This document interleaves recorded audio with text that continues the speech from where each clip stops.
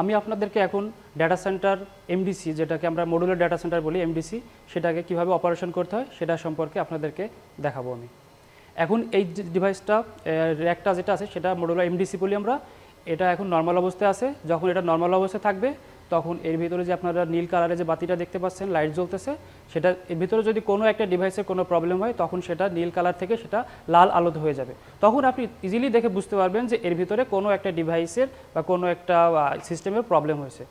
তো যখন এই ধরনের কোনো লাইট এখানে জ্বলতে থাকবে তখন আপনি এসে সর্বপ্রথম যেটা করবেন সেটা হচ্ছে যে এখানে যে একটা হাতল আছে, এটা লক সিস্টেম আছে, এটা লক আপনি চাপ দিয়ে খুলতে পারেন। আর যদি আনলক করা থাকে তাহলে শুধু আপনার এটা টেনে এইভাবে চাপ দিলে এটা খুলে যাবে।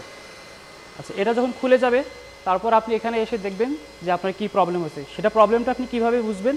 এখানে যতগুলো ডিভাইস আছে আমাদের প্রত্যেকটা ডিভাইসের গায়ে ইন্ডিকেশন লাইট আছে, ব্লিঙ্কিং করতে থাকে। তো আপনি ফার্স্টে এসে দেখবেন যে আপনার কোন ডিভাইসটা বা সেটা ব্লিঙ্ক হচ্ছে না। যদি আপনার নেটওয়ার্ক কোনো টাইপের কোনো ডিভাইসের প্রবলেম হয় তখন আপনি নেটওয়ার্ক ডিভাইসগুলো চেক করে দেখবেন যে সেখানে কোনো ব্লিঙ্ক হচ্ছে কি না।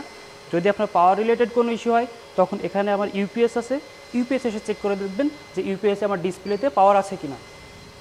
তারপরে যদি কুলিং রিলেটেড কোনো সমস্যা হয়, যেমন আমার ঠান্ডা হচ্ছে না, এসি চলতেছে না, এই ধরনের কোনো প্রবলেম হলে আপনি এসে চেক করে দেখবেন কুলিং সিস্টেমটা। এটা আমাদের নিচে, এটা আমাদের কুলিং সিস্টেম। তো এখানে তিনটা পার্ট। একটা পার্ট হচ্ছে আমাদের ডিভাইস সেকশন, তারপরে আছে আমাদের পাওয়ার অপশন ইউপিএস, তারপরে আছে সর্বনিচে আমাদের হচ্ছে কুলিং সিস্টেম। ধন্যবাদ সবাইকে।